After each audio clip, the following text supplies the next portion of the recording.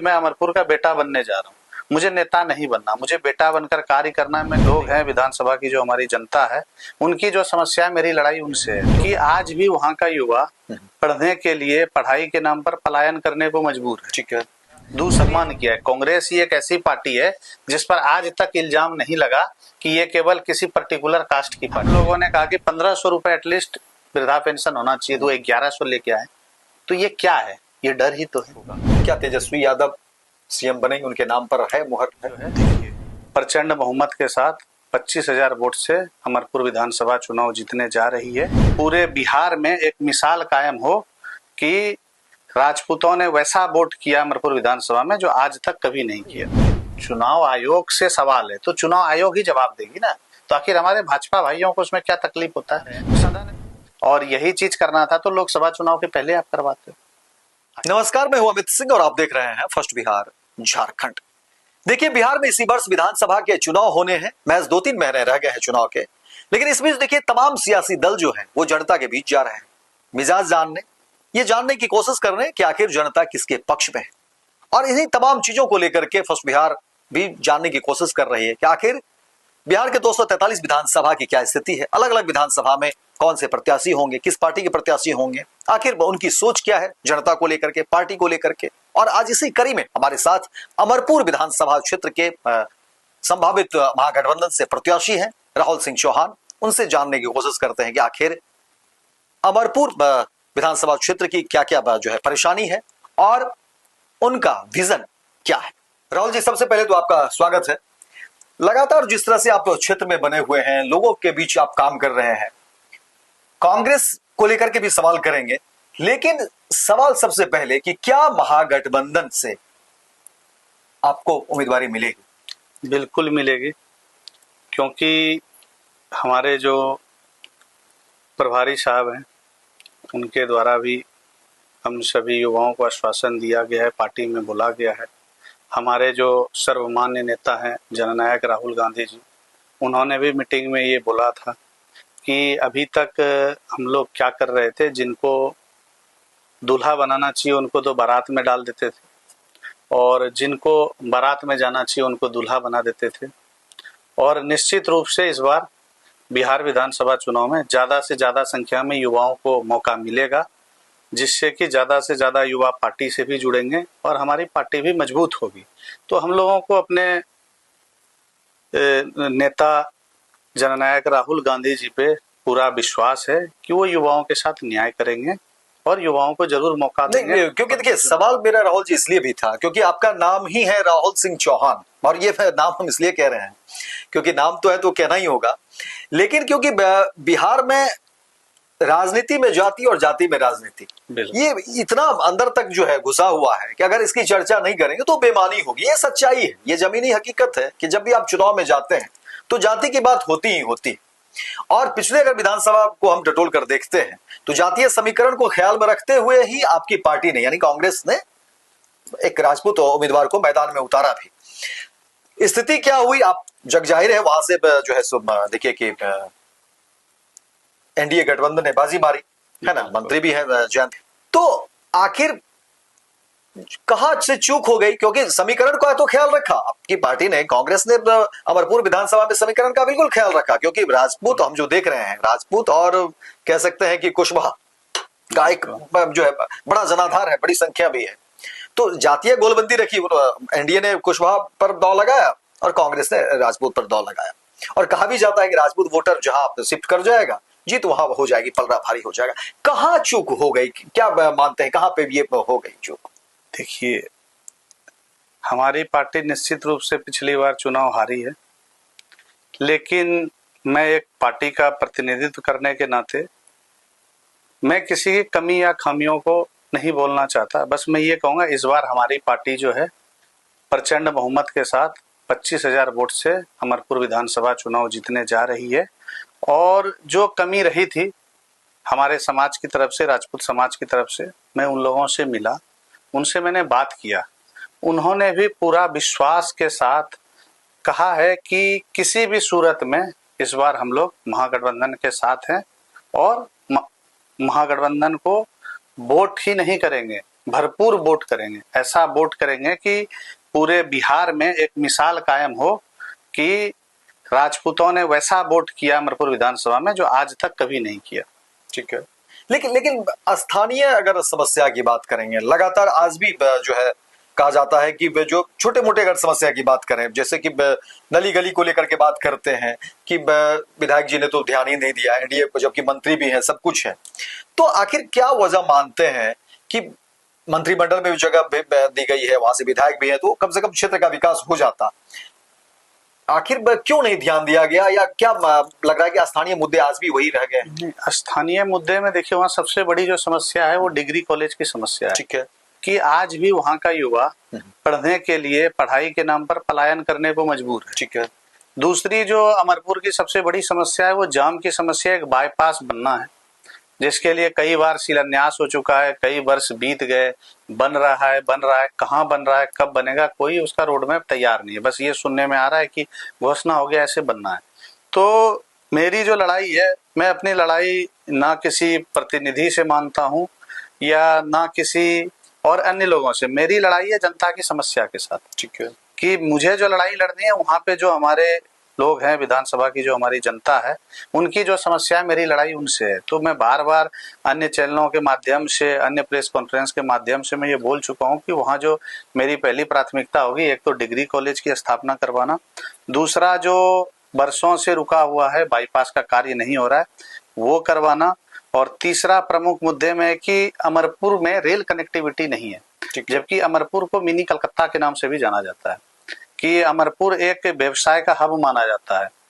तो उसको किसी भी तरीके से, चाहे जो भी एफर्ट लगाना पड़े, जहां तक पैरवी करना पड़े, जो भी सहयोग करना पड़े, किसी तरह से मैं चाहूंगा कि अमरपुर विधानसभा की कनेक्टिविटी रेल के द्वारा हो जाए ताकि वहां का व्यापार समुचित चले।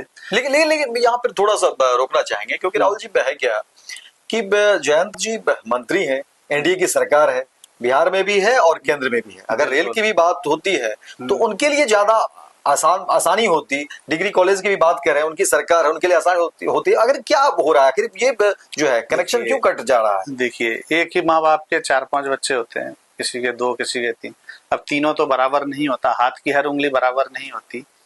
तो काम करने का एक तरीका होता है, काम करने का एक तो होता है कि मुझे राज करना है। ठीक है, उनके पिताजी को भी मौका मिला, उनको भी मौका मिला, उनको अनुकंपात्मक नियुक्ति मिला। ठीक है, उनका राजनीति में कोई ऐसा योगदान नहीं है कि जैसे वो जमीन से उठकर आए। जो भी जमीन से उठकर आए थे, उनके पिताजी ने स्ट्रगल किया था राजनीति में। ठीक है, और इनको अनुकंपात्मक नियुक्ति मिली। तो जब कोई चीज आसानी से मिल जाता है तो उसके बारे में तो आप भी समझते हैं कि उसकी कितनी कदर होती है। तो हम लोग जमीन से जुड़े हुए लोग हैं, जमीन से जुड़े हुए नेता हैं। और दूसरी बात, मैं तो बार बार बोलता हूँ कि मैं अमरपुर का बेटा बनने जा रहा हूँ, मुझे नेता नहीं बनना, मुझे बेटा बनकर कार्य करना है। मैं खुद युवा हूँ और मुझे पता है हमारे युवाओं की क्या समस्या है। वहाँ पे कई ऐसे गांव हैं जहाँ पे कि हाई स्कूल की व्यवस्था नहीं है, लोग 15-20 किलोमीटर जा रहे हैं, बच्चों को भेजने पर मजबूर है। अब 9-10 का बच्चा साइकिल से जा रहा है, कोई किस तरह से, आए दिन नई नई घटनाएं होती है, तो उनका शिकार होना पड़ता है उनको। तो इसके लिए मैंने वहाँ के जिलाधिकारी के को लिखित में आवेदन भी दिया है कि जो भी दूर दराज के स्कूल हैं गांव की, तो वहाँ ऑलरेडी मिडिल स्कूल है, उसी में 12वीं तक का मान्यता कर दिया जाए, हाई स्कूल का मान्यता दे दिया जाए ताकि बच्चे पढ़ ले। क्योंकि अमरपुर, मेरे हिसाब से पूरा अमरपुर ही लगभग कृषि पर आधारित है और बिजनेस पर आधारित। एसआईआर का मुद्दा लगातार, और कल ही आप लोगों का जो है ये यात्रा का समापन भी हुआ, वोटर अधिकार यात्रा को लेकर के कैसे देखते हैं, क्या लग रहा है? क्योंकि देखिए, इलेक्शन कमीशन को देखेंगे, इलेक्शन कमीशन का कहना है कि नहीं, अगर कहीं कुछ नाम रह गया है, कुछ छूट गया है, तो आप आइए करिए, इसमें दिक्कत कहाँ है? हम लोगों का एक ही चीज कहना था कि आप कीजिए, करने के लिए आपको किसी ने नहीं रोका, लेकिन क्या ये उचित समय था? क्या ये उचित समय था अभी मतदाता पुनरीक्षण करवाने का? अन्य राज्य में जहां चुनाव नहीं होना है वहां आप करवा लेते, उसके बाद आप कहीं करवाते। उसके बाद जब चुनाव आयोग पे हमारे नेता आरोप पे आरोप लगा रहे हैं और प्रूफ के साथ आरोप लगा रहे हैं, ऐसा नहीं कि कोई निराधार आरोप लगा रहे हैं, बहुत सारा प्रूफ दिया, बहुत सारा एविडेंस दिया, तो चुनाव आयोग उस एविडेंस का खंडन तक नहीं कर पा रही, ना कोई आगे जवाब दे रही है। विपक्ष वाले आते हैं जवाब देने के लिए, तो चुनाव आयोग भाजपा थोड़ी है, चुनाव आयोग से सवाल है तो चुनाव आयोग ही जवाब देगी ना। तो आखिर हमारे भाजपा भाइयों को उसमें क्या तकलीफ होता है? सदन में नरेंद्र मोदी जी को कहा गया वोट चोर, तो क्या आप उस पर चर्चा करवा के आप अपनी बात रखते, आप अपना एविडेंस देते कि मैंने वोट चोरी नहीं की? अगर आपने नहीं की तो आपको एविडेंस देना चाहिए ना। जैसे हमारे नेता एविडेंस पे एविडेंस दे रहे हैं, प्रूफ दे रहे हैं, एक घर के अंदर हजारों नाम आ रहे हैं, कहीं 100 नाम आ रहे हैं, कहीं डुप्लीकेट मतदाता आ रहे हैं, और यही चीज करना था तो लोकसभा चुनाव के पहले आप करवाते हो। आखिर ऐसी क्या आन पड़ी थी कि बिहार चुनाव में आपको करना पड़ा? तो उनकी तो मंशा स्पष्ट जाहिर होती है। कल तक सदन में ये बोलते थे। राहुल गांधी देखिए लगातार बिहार आ रहे हैं, बिहार दौरे पर हैं, कई बार मैं बिहार आ चुके हैं, और जब इस बीच जब बिहार आ रहे हैं तो वो कहते हैं कि नहीं, अब बिहार कांग्रेस में बहुत सारा बदलाव हम धीरे धीरे करेंगे, और वो कर भी रहे हैं। प्रदेश अध्यक्ष को उन्होंने बनाया, बदल दिया, और तमाम चीजों को बदल रहे हैं, कर रहे हैं। इसके साथ ही वो कहते हैं कि नहीं, जो है फिर से वही जनाधार हम वापस करना चाहते हैं, और अति पिछड़ा समाज, अनुसूचित जाति जनजाति को जो है ज्यादा से ज्यादा हम मौका देना चाहते हैं। जाहिर तौर पर सीट को लेकर के बात कर रहे थे कि हम ज्यादा मौका देंगे। लोगों से उन्होंने आह्वान भी किया कि लोग आइए और हम ज्यादा से ज्यादा टिकट भी देंगे, भागीदारी देंगे। तो ऐसे में क्या लग रहा है कि जो स्वर्ण समाज के लोग हैं, या इस तरह जैसे आप ही अपनी दावेदारी पेश कर रहे हैं या लगातार काम कर रहे हैं, ऐसे लोगों के लिए क्या कांग्रेस में अभी भी जगह है? बिल्कुल।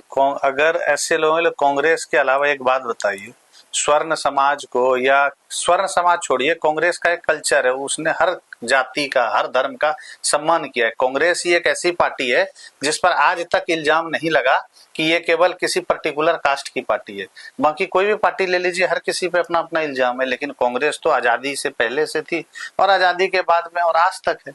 इसने तो हर जात के लोगों को सम्मान दिया, चाहे दलित ले लीजिए, चाहे स्वर्ण समाज ले लीजिए, हर समाज के लोगों को कांग्रेस ने सम्मान देने का काम किया है। सीट शेयरिंग को लेकर के पिछली बार 70 सीटें मिली थी कांग्रेस को, क्या लेकिन उस तरह से रिजल्ट नहीं आ पाया, 19 सीटें आपको सबको मिली। तो क्या इस बार आपको क्या अंदाजा है कि कांग्रेस को उतनी ही सीटें मिलेगी या उससे कम सकती है? देखिए, हम लोगों को तो ये अंदाजा है कि या तो उतनी सीटें मिलेगी या उससे ज्यादा मिलेगी, हम लोगों का। बाकी हमारे जो सीनियर लीडर्स हैं, हमारे प्रभारी जी हैं, हमारे अध्यक्ष जी हैं, राजेश राम जी हैं, और भी बहुत सारे लोग हैं, सीएलपी लीडर साहब हैं, बाकी वो लोग तय करेंगे। वो लोग बैठ के तय करेंगे क्या करना है, नहीं करना है। तय करने का काम उनका है, हम लोग तो सिपाही हैं। हम लोगों को जो आदेश दिया जाएगा कि ये करना है, यहाँ से चुनाव लड़ना है, ये क्षेत्र में ये कार्य करना है, हम लोग करते जाएंगे। हम लोग तो युवा हैं, हर चीज के लिए आगे हैं करने के लिए। चलिए मान लेते हैं कि राहुल सिंह चौहान को टिकट मिल गया, जीत भी गए, जनता ने अपना समर्थन दे दिया, जनमत मिला, आप अमरपुर से विधायक बन गए। बिल्कुल। पहला कलम चलेगा तो क्या प्राथमिकता में राहुल सिंह चौहान की प्राथमिकता क्या होगी अमरपुर की? मैंने कहा ना, मेरी पहली प्राथमिकता होगी कि वहां पे एक डिग्री कॉलेज की स्थापना करवाना, जिससे कि जो आज मेरा युवा वर्ग नौकरी के लिए तो सुनते थे पलायन करने को मजबूर है ही, आज शिक्षा के लिए भी उनको पलायन करना पड़ रहा है, तो उनको शिक्षा के लिए पलायन नहीं करना पड़े। दूसरा, मैंने ऑलरेडी आपको बताया कि एक बाईपास की जो समस्या है उसको करवाना। तीसरा, जिस स्कूल में मिडिल स्कूल है और वहां से 15 से 20 किलोमीटर की दूरी है हाई स्कूल की, तो मेरी कोशिश रहेगी कि उन हर स्कूलों को हाई स्कूल का दर्जा दिलवाना, ताकि हमारे जो छोटे भाई बहन हैं वो आसानी से स्कूल में जा सके, पढ़ सके। और बाकी एक मैंने और भी मुद्दा रखा है कि अगर मुझे मौका अमरपुर विधानसभा की जनता देगी तो मैं हर महीने एक शिविर लगाऊंगा, और उस शिविर में मैं खुद मौजूद रहूंगा। पूरे महीने में अब कोई किस विभाग में काम करवाने जा रहा है, कोई किस विभाग में जा रहा है, अगर उनको वहाँ किसी भी प्रकार की समस्या आती है, जैसे आपने सुना होगा छोटे मोटे स्तर पर, मान लीजिए हम लोग कोई राशन कार्ड बनवाने गए, जाति प्रमाण पत्र बनवाने गए, आवासीय प्रमाण पत्र बनवाने, कहीं ना कहीं ब्लॉक वगैरह में त्रुटि होती है, कोई 200 की मांग करता है, कोई 500 की मांग करता है, तो लोग क्या चाहते हैं कि मैं शिकायत में पढ़ूंगा, इधर पढ़ूंगा, अधिकारी के पास जाऊंगा, मेरा समय बर्बाद हो जाएगा। लेकिन जब हर डिपार्टमेंट का शिकायत का कलेक्शन एक जगह होगा और संबंधित अधिकारी बैठेंगे, तो उससे बहुत हद तक भ्रष्टाचार पे लगाम लग सकता है। लेकिन छोटा छोटा जो भ्रष्टाचार होता है उसका कभी उजागर नहीं हो पाता, जैसे 200 400, और उससे क्या गरीब जनता पे बोझ पड़ता है उस चीज का। नीतीश कुमार को किस तरह देखते हैं, मुख्यमंत्री के रूप में, या उनके कार्यकाल से अब कितना? देखिए, हर चीज होता है समय का डिमांड। जैसे आज के टाइम पे आपने देखा होगा कि एनडीए वाले ये इल्जाम लगाते हैं, उनसे कुछ पूछा जाता है कि आपने क्या किया, तो उनके पास जवाब ये नहीं होता क्या किया, वो कहते हैं नेहरू जी ने क्या किया। ठीक है, और लोगों ने क्या किया, अरे आप अपने कार्यकाल में बताइए क्या ठीक है, अपने सड़क की बात करते हैं आप बार बार कि हमने सड़क बनाए, तो ये चीजें समय की डिमांड होती है। कल तक हम लोग टेलीग्राम यूज करते थे, पोस्ट ऑफिस से चिट्ठी यूज करते थे, लैंडलाइन फोन यूज करते थे। आज हम लोग 5G के जमाने में, वीडियो कॉल के जमाने, AI के जमाने। तो आपके नेता भी कह रहे हैं कि अब लंबा वक्त हो गया। ये तो समय का डिमांड है, ये तो समय के हिसाब से जैसे जैसे समय लेकिन नीतीश कुमार लगातार देखिए घोषणा पर घोषणा कर रहे हैं। घोषणा कब किया उन्होंने? किया कि हम 125 यूनिट बिजली बिल देंगे फ्री जनता को। तो आप लोग तो पत्रकार हैं, आप लोग तो हर चीज से अपडेटेड रहते हैं। ये पहले घोषणा महागठबंधन ने किया 200 यूनिट देंगे। जब उनको लगा कि हो सकता है कि मेरे पास करने को अब कुछ है नहीं, हार हो सकती है मेरी, उन्होंने खुद विधानसभा में क्या कहा था, मैं मर जाऊंगा लेकिन फ्री का कोई भी चीज नहीं दूंगा, उनके द्वारा कहा गया था। लेकिन आज उन्होंने अपना वो स्टेटमेंट कैसे चेंज किया? उसके बाद जब हम लोगों ने सफलतापूर्वक झारखंड में और कर्नाटका में, हिमाचल में, राजस्थान में, जहां जहां हमारी सरकार थी, हम लोगों ने अच्छे तरीके से इम्प्लीमेंट किया माई वैन योजना को, 2500 रुपए महीने का। तो उन्होंने क्या किया, अभी अचानक से 10,000 लोन का योजना लिया है। हम लोगों ने कहा कि 1500 रुपए एटलीस्ट वृद्धा पेंशन होना चाहिए, तो 1100 लेके आए। तो ये क्या है? ये डर ही तो है। आखिर उनको कहीं ना कहीं अपना सत्ता जाने का डर सता रहा है। तेजस्वी यादव के सीएम बनने पर जो है आज भी कमोबेश जो है कहीं न कहीं चुप्पी साधी जा रही है, अलग अलग तरह के बयान भी हैं। महागठबंधन को जनाधार मिलेगा, सब कुछ होगा, क्या तेजस्वी यादव सीएम बनेंगे? उनके नाम पर है मुहर है? देखिए, ये निर्णय करने का काम हमारे जो शीर्ष नेतृत्व है उनका काम है, और ये निर्णय करने का मेन काम है जो जीत के विधायक आएंगे। जनता विधायक को चुनती है, विधायक सीएम चुनती है। नहीं, क्योंकि इस बार जो आप लोगों का यात्रा रहा उसमें एक अच्छा कोऑर्डिनेशन दिखा, एक अच्छा जनता विधायक को चुनती है, विधायक सीएम को चुनता है। तो पहले जनता विधायक चुनेगी, उसके बाद विधायक सीएम को चुनेंगे। तो ये सवाल शायद चुनाव के बाद आप पूछिएगा, विधायक चुनने के बाद तो ज्यादा बेटर रहेगा, क्योंकि अभी तो विधायक चुनने का कार्य चलेगा पूरे बिहार में। बिल्कुल। और फिर जो विधायक होंगे वो विधायक सीएम चुनेंगे, और बाकी जो शीर्ष नेतृत्व का आदेश है लोग उसके साथ काम करेंगे।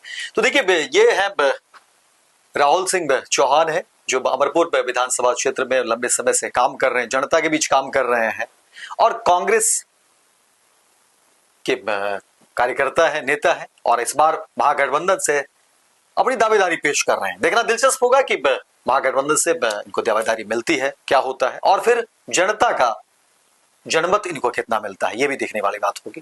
फिलहाल इस कार्यक्रम में इतना ही। बहुत बहुत धन्यवाद राहुल जी आपको भी धन्यवाद। पैनोरमा ग्रुप, जो सोचता है वो करता है। ये लो, मुंह मीठा करो, आज मैंने अपना जॉब छोड़ दिया, अब हम पूर्णिया वापस जाएंगे। जॉब छोड़ दिया है? मतलब ये घर कैसे चलेगा, हम करेंगे क्या, और माँ बाबूजी क्या बोलेंगे? इसलिए मैं एक और मिठाई का डब्बा लाया, अपने बिजनेस के लिए लोन अप्रूव हो गया। अरे लोन अप्रूव हो गया वो तो ठीक है, लेकिन पूर्णिया में हम रहेंगे कहाँ? अपना घर भी तो नहीं है वहाँ। इसलिए तो एक और मिठाई का डब्बा अलग से लाया हूँ। हमने पूर्णिया में घर ले लिया है, पूर्णिया के ई होम्स पैनोरमा में। पूर्णिया में पैनोरमा ग्रुप लेकर आए हैं ई होम्स पैनोरमा। बड़ा घर, आलीशान जिंदगी और अत्याधुनिक सुविधाओं के संग। अरे अब क्यों मुंह मीठा करवा रही हो? क्योंकि हम घर वापसी जो कर रहे हैं। घर वापसी की खुशी पूर्णिया में ई होम्स पैनोरमा के संग। E homes panorama, luxurious lifestyle redefined.